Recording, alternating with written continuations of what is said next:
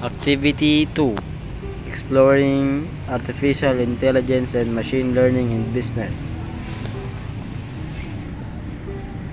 Predicting customer churn for a mini groceries. Problem statement. Mini groceries face the challenge of retaining customers in a competitive market, and their income was lost because of their problem. The owner would like to understand why customers are leaving and they won't back. The owner want to learn strategies to improve their experience and encourage loyalty. Data collection. Customer demographic, age, gender, location. Customer feedback. Surveys, reviews, redemption history. Product preference. Personalize the customer experience, and customer vary in their needs and concern.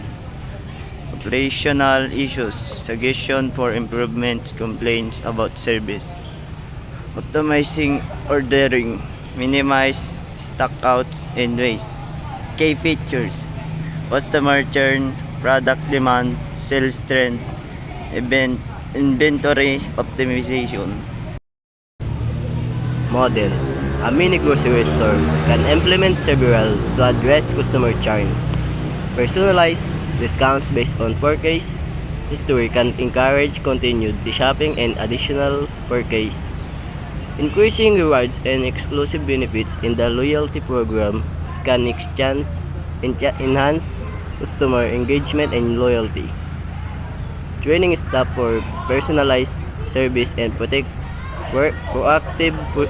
customer concern addressing improves the customer experience. Analyzing the model's result to adjust product selection based on at-risk customers' preference helps reduce inventory costs and ensures the store stocks desired product. This one. Potential results.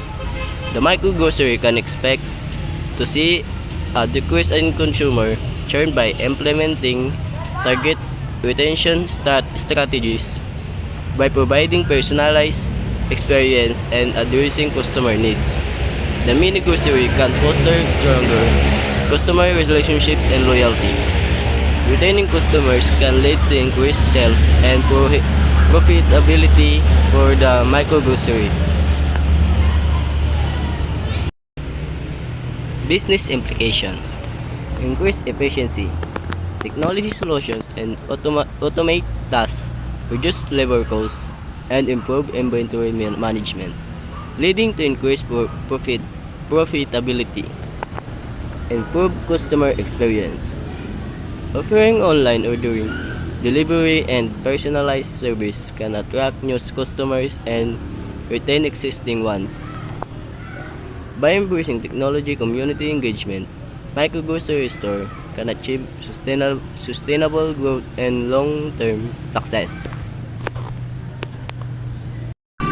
Insight, adaptability, and innovation. Micro grocery store need to be adaptable and innovative to survive in a competitive market, including technology, building strong community relationship, and finding unique ways to differentiate themselves. Customer-centric approach. Providing positive customer experience is essential for success. Micro grocery store should focus on offering personalized service, convenience, and unique shopping experience. Resourcefulness and collaboration. Micro grocery store need to be resourceful and collaborative. This could involve partnering with local business, sharing resources, and leveraging technology to overcome limitation.